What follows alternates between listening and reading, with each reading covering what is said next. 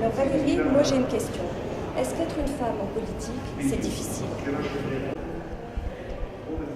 Alors, je dirais que ça a des avantages et des inconvénients. C'est vrai que c'est difficile parce qu'il faut le dire, il y a encore énormément de sexisme en politique. Alors vous allez me dire qu'il y en a dans d'autres endroits aussi. Mais je dois dire que par exemple, lorsque des journaux religieux francophones refusent de parler de moi parce que je suis une femme, effectivement, ça me met dans une situation un peu plus compliquée et il y a une rupture d'égalité par rapport à l'autre candidat.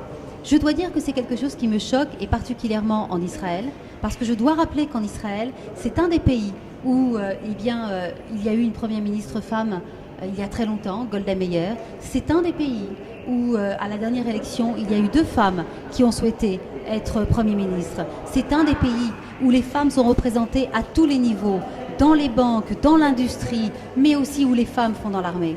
Et je ne crois pas que le fait d'être une femme doit être stigmatisé et un inconvénient quand on veut être élu à l'Assemblée nationale française. C'est pourquoi j'appelle tous les Français et les Françaises qui résident en Israël à me soutenir dans cette campagne. Parce que je ne crois pas que ce soit cette image sexiste d'Israël qu'il faut montrer à l'Assemblée nationale française. Je vous invite, en votant pour moi, à montrer qu'en Israël, eh bien, c'est l'Israël du 21e siècle, celle qui respecte autant les hommes et les femmes, qui pourra être représentée sur les bancs de l'Assemblée nationale.